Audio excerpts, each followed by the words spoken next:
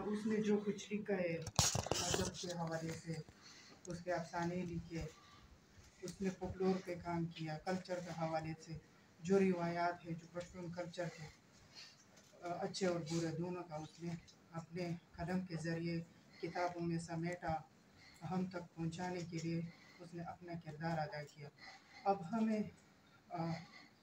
اب ہمیں یہ کرنا چاہیے کہ ہم اس کو ٹرانسلیٹ کریں اور پڑھیں، اردو میں یا انگریزی میں، اس سے پیدا حاصل کریں اور ہمیں پتہ چلے کہ ہمارا ادب کیا ہے اور پشتون کا جو کلچر روایت ہے وہ کیا ہے۔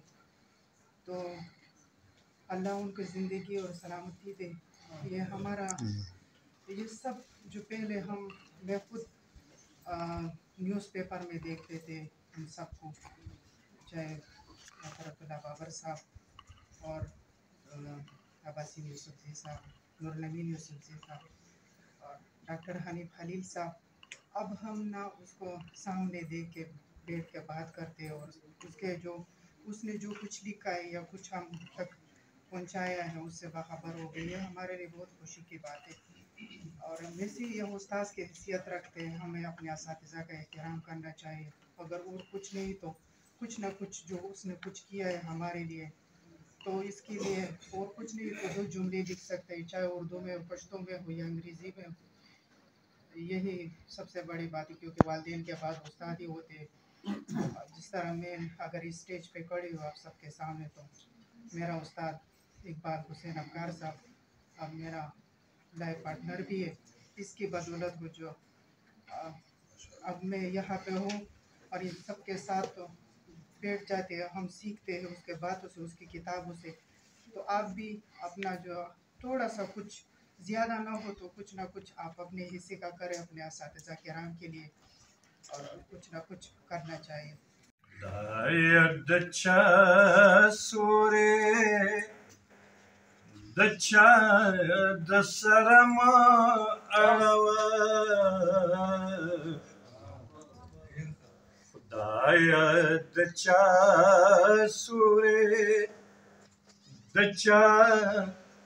دسرم اڑوا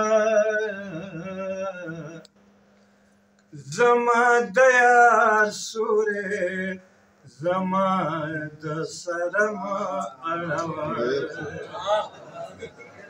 زما دیار سورے زما دسرم اڑوا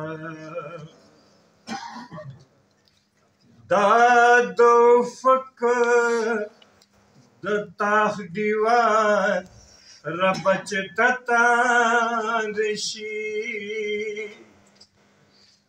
دادو فکر دتاخ دیوار ربچ تتان رشی ستوری راوالوا خدا د سرم اڑوا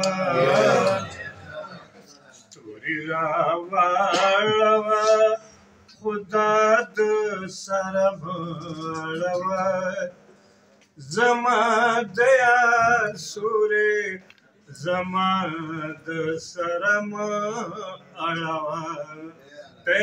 ګرانو مینوالو، زه یم اقبال حسین افکار او دا دی ګندهارا ټي وي د نن خبر سره ستاسو په وړاندې سلامونه نیکې هیلې وړاندې کوم. د اکتوبر په 10 نیټه کال 2023 د زیارت په ورځ سهار 11 بجې د قائد اعظم یونیورسټۍ په نفس کې د نفس لټرري کلب د سوري لاندې د پښتو ژبې د ستر فکشن رائټر، فولکلوریسټ، محقق، نقاد ښاغلي نورالامین یوسفزي په درناوي کې یو ډېره خوندوره دستوره وشوه. د دې دستورې صدارت ډاکټر عباسین یوسفزي صاحب وکړو او د دې دستورې مشر میلمه پخوانی سینیټر او پښتون دانشور فرحت الله بابر صاحب وو.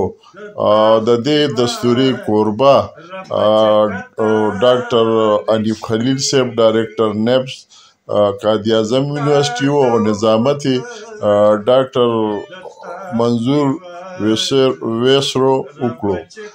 په دې کې ویناوالو ښاغلی فجي ګل فجي، اقبال حسین افکار، طیب الله خان، ذاکر یوسفزی، سیده مزنه حسین او سارا خان.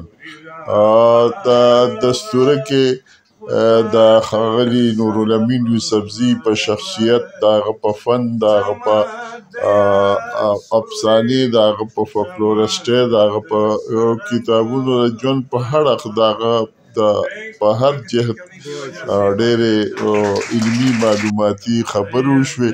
د دستورې نه وروستو د ویناوالو ته او میلمنو ته د کتابونو او د ګلونو ډالۍ وړاندې شوې. وروستو د ام فل او پی ایچ ډي سکالرانو او د دستورې میلمنو سره ګروپ تصویرونه ویستل، او په آخر کې بیا د غرمې میلمستیا میلمنو ته ورکړی شوه. دې نه وروستو میلمانه په خپلو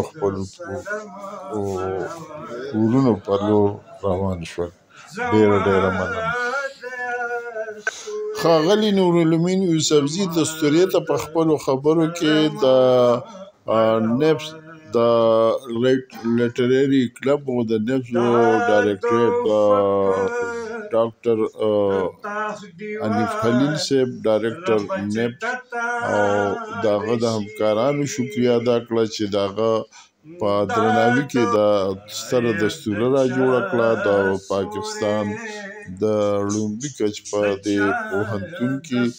او بیا وایي چې زما دپاره دا ډېر لوی اعزاز دی چې په قائد اعظم یونیورسټۍ کې زما په درناوي کې دا دستوره وشوه. او په دې کې جریانو د پښتو ژبې سترو شاعرانو، بیا په خصوصیت سره ډاکټر عباسین یوسفزي صاحب او ډاکټر محترم فرحت الله بابر صاحب چې د ملک په کچې یو ستر پښتون دانشور دی، او هغوی ګډون وکړو. زما په فن، زما په شخصیت، زما په ادبي خدمات یې زړه پورې خبرې وکړې.